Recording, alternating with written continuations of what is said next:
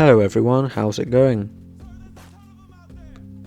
That's great to hear. As a proud pacifist, I really do care about your well-being. Welcome back to Can You Beat Call of Duty 4 Modern Warfare as a pacifist, where I try to complete Call of Duty 4 Modern Warfare as a pacifist. I know it might be quite difficult to understand at first, but you'll catch up soon enough. After the disappointment from the previous operation in episode 1, the First Force Recon team proceed into their next mission, to locate and apprehend Commander Al-Assad for his heinous crimes.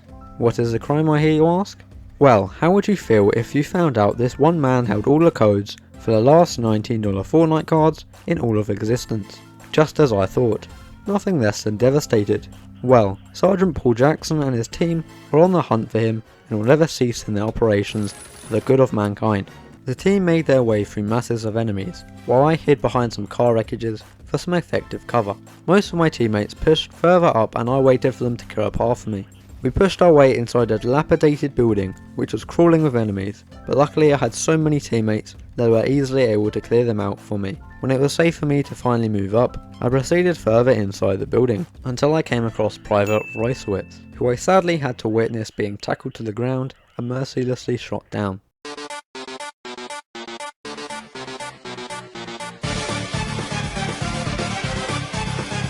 Oh my god!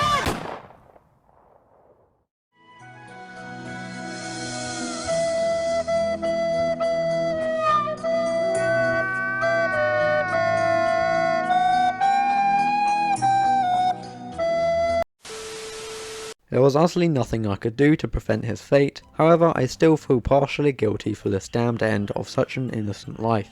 We will forever go on in respect for Reisowitz because that's what he would have wanted. Be sure to pay respects for this beautiful creature in the comments. F. The team pushed onwards to the upstairs of the building, however refused to engage any enemies until I moved in on them first, which makes sense as I am the protagonist and the world revolves solely around me. After moving back and forth a couple times, my teammates finally decided to continue on their mission. However, it was at this stage that I realised how easy this run would be, as there was no real threat of me dying.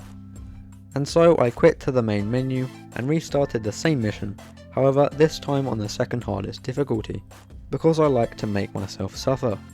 I went through that first portion of the mission again, witnessed Reisowitz die once more and returned to the upper floor. I did attempt to save Reisowitz this time by throwing stun grenades at the enemy who was brawling with him, however he seemed to be immune to my attacks and they had no effect on him. My teammates were still capable of clearing the whole building. Meanwhile, I sat in the corner trying not to get shot, as I could easily die from any enemy from now on. Inside the building, you were also expected to support your teammates with a machine gun stationed on the second floor. However, I could see that my team was not in any great need of my support, and so I just sat back and enjoyed the show.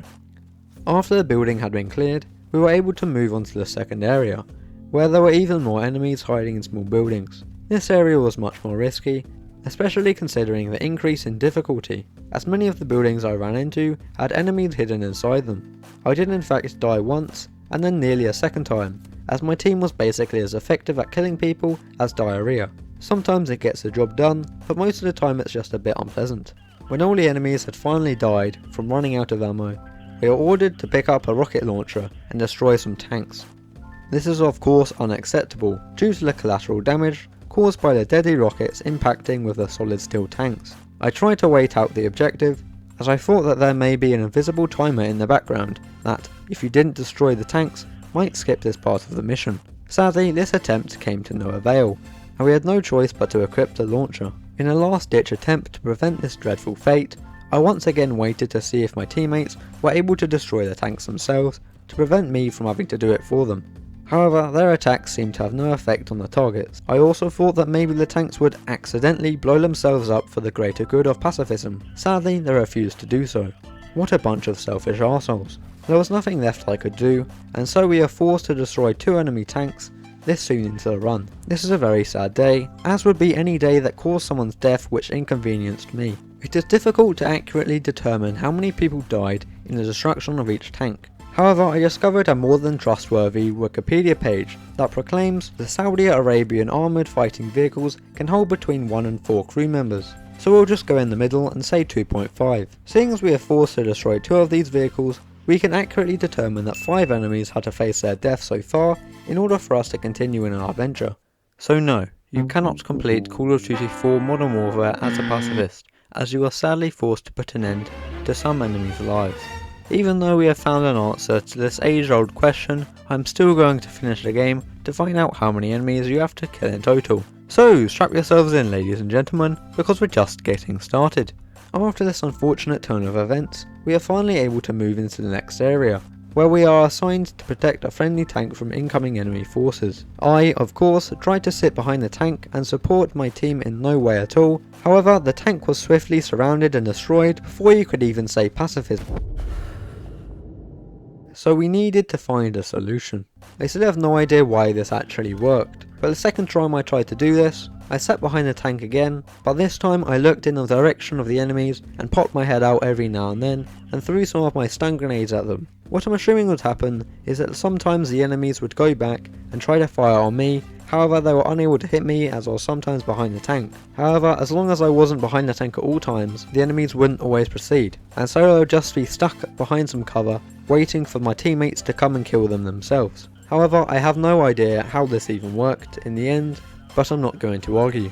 After the tank was safe, for the time being, we are then ordered to take out an anti-aircraft turret, which is of course behind absolutely shitloads of deadly enemies. As soon as I got close to the target building, the defending enemies would shred all their bullets into me, and seeing as there was no effective cover, I died multiple times.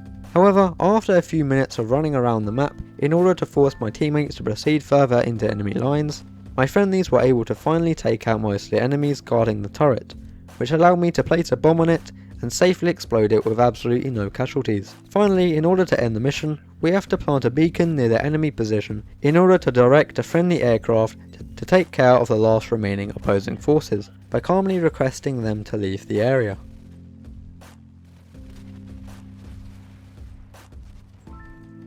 After all the enemies had been cleared, the squad returned to the tank and create a plan for the next step in finding and capturing Commander Al-Assad. We return back to Soup, Price and Gaz, as they are returning back to base after rescuing their Russian informant Nikolai, however are caught by some enemy ground units and shot down.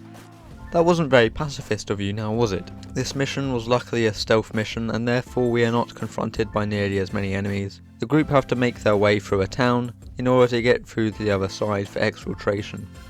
There were a few more enemies here, but it really wasn't that much of an issue. We approach the first couple of lone houses where some OP4 members are interrogating an elderly man. This is the second unfortunate death of this episode. Once more, there was nothing I could do to prevent the death of this poor old man. May you rest in peace, you beautiful soul. I would love to have avenged his death, however Price and the gang beat me to it. Damn, what a shame. We then make our way through an open field where a chopper flies over us, seemingly searching for yours truly, to punish me for my lack of pacifism today. Somehow they did not find us though, even though anyone who had a render distance above 0.5 chunks would clearly be able to detect us. The plan was going well until we got to the other side of the field, where for some reason we became compromised, which makes absolutely no sense because I don't recall there being any enemies anywhere near us. But then suddenly, for some reason, there was a whole army. You would never believe what I did next. I sat behind some cover and waited for my team to move into the next building. I know, crazy, right? Well, prepare for this next part as it will blow your socks off. We moved into the next set of houses, where Price and Gaz took care of all the enemies, while I stayed back and allowed them to move onwards. This was the first mission that introduced dogs as a new threat, which were definitely a large threat. If you got caught by a dog, there was nothing you could do to prevent your death other than by killing the dog, which of course is not allowed within the parameters of this playthrough, as dogs are just as, if not more important, than a human life. Luckily, my few teammates were able to easily take them out before they were able to get too close, and so at the moment I wasn't too worried about them for the future. But boy was I wrong. Oh, so very wrong. We moved on into the next area, where the chopper we saw at the start finally began to engage on us. Its powerful laser of death was extremely deadly and you couldn't get in its way for more than a few seconds without receiving a generous helping of deadness. Surprised that wasn't caught in the auto spell check in my script. Anyway, I tried to stealth my way past the first few portions of enemies, however the game seemed to be programmed so that tactic is utterly impossible. This set me back quite a bit as I could not go more than a few meters in the open without getting blasted from enemy fire. Luckily you don't actually have to wait on your teammates to proceed in the following sections, and so I just legged it from one area to the next. But this strategy did not work for long, as a helicopter would catch up to you rather quickly and be very angry with you for how far you've already gotten. From here on, you may start to regret beginning this challenge and starting to wonder why the hell you are spending your time here rather than doing something actually productive. But never give up, as through perseverance and many deaths, you will find a way out of this awful nightmare. It turns out that waiting for your team to move up before you is actually a good idea. They were much more easily able to take out everyone, creating a path of death and destruction for me to move onwards. Now, believe you me, this last area is the worst part of any Call of Duty game I could ever imagine. This was a part where you had to stand face to face against a corrupt helicopter. Your objective is to move through a large number of ground forces in a limited amount of space into a barn where a rocket launcher is. Meanwhile, the enemy helicopter is continuously blasting his devastating ray of death right into your face, with what seemed like nothing less than 100% accuracy. I did in fact try to wait behind some buildings and sandbags for minutes on end, waiting for my team to take out the ground enemies so we could finally move into the barn. However, the helicopter would be able to attack me from any angle, forcing me to restart that section and try again. It's actually incredible how many times the bloody helicopter could just come out of nowhere from the side and blast me without me even realising it until I'm already dead. This is one of the first times I've seen Captain Price actually being a useless pile of shit. Every single time I restarted, he was unable to clear out hardly any of the ground units, making it basically impossible to move up without dying.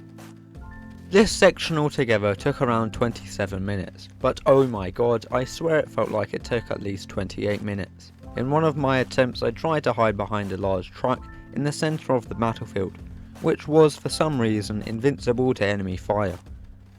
Not even the unstoppable death ray from the chopper could deal any damage to the thing.